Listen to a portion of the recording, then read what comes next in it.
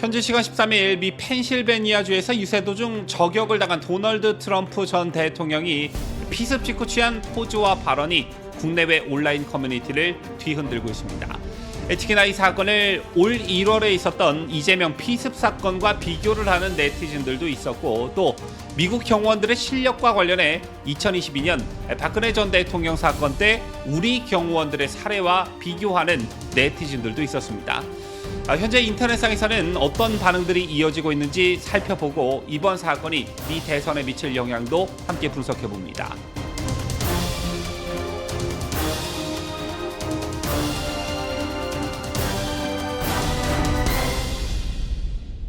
시청자 여러분 안녕하십니까? 뉴스데일리 베스트 민앵커입니다. 현지 시간 13일 미 펜실베니아주에서 유세 도중 저격을 당한 도널드 트럼프 전 대통령과 관련한 이슈가 미국은 물론 전 세계적 관심 대상으로 떠오르고 있습니다. 국내에서도 이 이슈와 관련한 관심도가 꽤 높은 상황인데요. 트럼프 전 대통령은 펜실베니아주 피츠버그 인근 북쪽에 위치한 버틀러에서 유세를 벌이던 도중에 총격으로 총알이 오른쪽 귀 윗부분이 관통되는 부상을 입었습니다. 굉장히 정말 아찔한 상황이었는데, 이 사태로 총격범과 청중 1명 등 2명이 사망했고 다른 2명의 청중이 심각한 부상을 입었습니다. 그런데 이 과정에서 트럼프 전 대통령의 대담한 행동과 말이 세계적 관심을 받고 있는 것인데요. 총격 직후 트럼프 전 대통령은 경호원에 둘러싸여 나가면서도 나는 괜찮다며 주먹을 쥔 손을 치켜들고 지지자들을 안심시키려 했습니다. 이 과정이 펄럭이는 성조기와 함께 어우러지면서 전 세계에 탄성을 자아내는 사진들이 보도가 됐고, 그 파장이 만만치 않은 상황입니다. 특히나 이번 미국 대선과 관련해 상대 후보인 바이든 후보의 건강 이상설이 계속해서 제기되고 있기 때문에 총격을 당하고도 끄떡없는 모습을 트럼프가 보여줌으로써 확실한 대비를 이루게 됐다는 평가가 지배적이지요.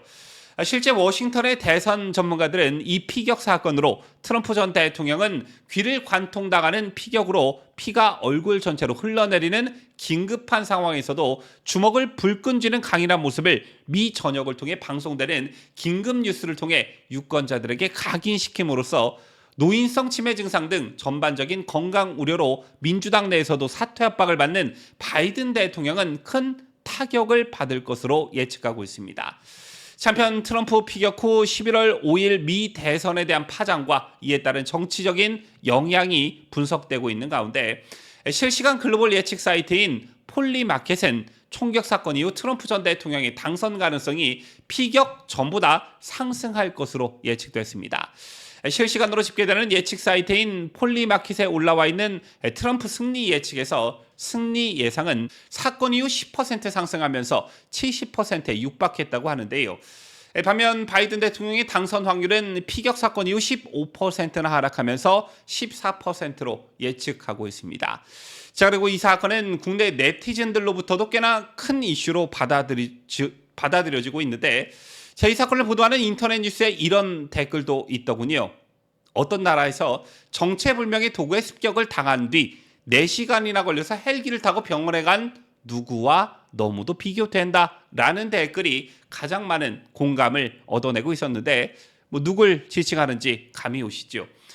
그런가 하면 이날 미국 백악관 경호원들의 대처 능력이 도마에 오르고 있습니다. 그러면서 미국 백악관 경호원들과 대한민국 대통령 경호실 요원들의 실력 차이가 비교가 되고 있는데요.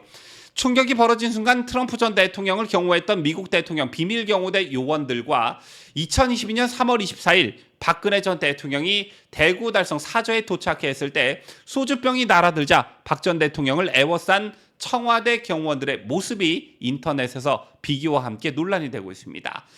실제 네티즌들뿐만 아니라 경호 전문가와 군 특수부대 출신들 또한 총격 직후 경호원들이 보여준 모습에 대해 여러 가지 지적과 비판을 쏟아내고 있습니다. 우선 최초의 총탄이 트럼프 전 대통령의 우측 귀를 관통한 뒤에 다음 총격을 피할 수 있었던 것은 순전히 트럼프 전 대통령 본인이 연단 아래로 엎드렸기 때문입니다.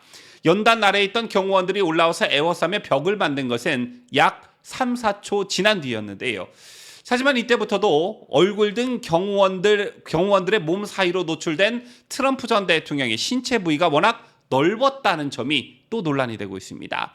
무슨 이유에서인지 세계 각국의 대통령 경호원들이 평소에 소지하는 가방 형태의 방탄용 패널도 이날은 보이지 않았지요. 자, 이번에 트럼프 저격범이 사용한 소총은 미군이 월남전 때부터 사용한 M16의 민간용 개량형인 AR-15였는데 사용 탄환이나 성능이 M16과 동일하다고 알려져 있습니다. 저격범은 트럼프 전 대통령과 200m 정도 떨어진 거리에서 총격을 가했는데 이 정도 거리에서 AR-15 탄환은 사람 2명의 신체를 관통할 수 있다고 합니다. 자, 때문에 경호 업무 전문가들은 저격범이 조기에 제압되지 않고 추가로 총격을 가했더라면 트럼프 전 대통령은 물론 경호원과 인파 등 상당수 희생자가 나왔을 것이라고 지적하고 있습니다. 특히나 경호원들이 트럼프 전 대통령을 대피시키면서 그가 관중들에게 손을 흔들고 얼굴을 보여주는 등 신체를 상당 기간 노출시킨 점은 경우상 큰 실책으로 지적이 되고 있는데요. 만약 저격범이 한 명이 아니고 2명 이상이 여러 방향에서 숨어서 총격을 가했다면 트럼프 전 대통령은 목숨을 부지하지 못했을 거라는 추정이 가능합니다. 그렇다면 여기서 궁금증이 생기죠. 자, 역사적으로 미국만큼 대통령 저격 사건이 많았던 나라가 없었던 만큼 대통령 경호 실력은 전 세계에서 미국이 최고라는 것에 토를 달 사람은 없습니다. 실제로 백악관 경호원들의 전직인 군 특수부대의 종류와 실력도 월등하고 미국 백악관의 경호 기법과 동원하는 장비는 상상을 초월할 정도입니다. 그럼에도 불구하고 이런 허점을 고스란히 노출시켰다는 것인데 여기서 비교되는 게 바로 2022년에 있었던 박근혜 대통령 사례입니다. 2022년 3월 24일 박근혜 전 대통령이 대구 달성 사저의 대국민 담화를 발표할 때 소주병이 날라들었을 당시 박 전 대통령을 경호했던 청와대 경호실 요원들의 모습은 완전히 달랐죠. 소주병이 박 전 대통령 부근에 떨어지자 10여 명의 경호원들이 재빨리 박 전 대통령을 에워싸고 방탄용 패널을 펼쳐서 조그마한 빈틈도 노출하지 않았는데 TV 생중계를 통해 많은 국민들이 이 같은 모습을 실시간으로 지켜봤습니다. 따라서 박 전 대통령 피습 때 청와대 경호원들과 이번 트럼프 전 대통령 피습 사건에서 백악관 경호원들의 모습 차이를 놓고 논쟁이 벌어지고 있는 것인데요.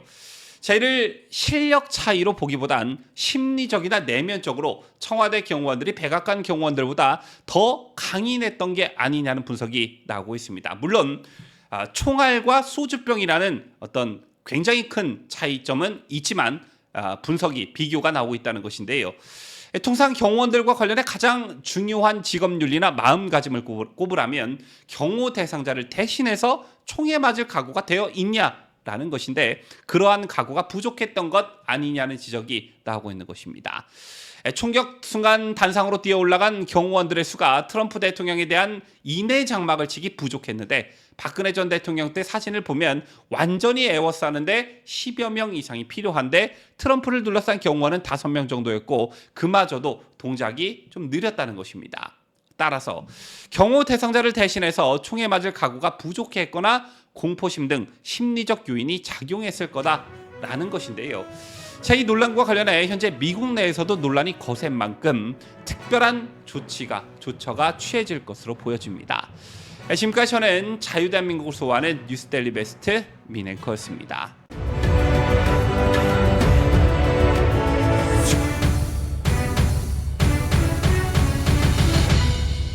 함께해요.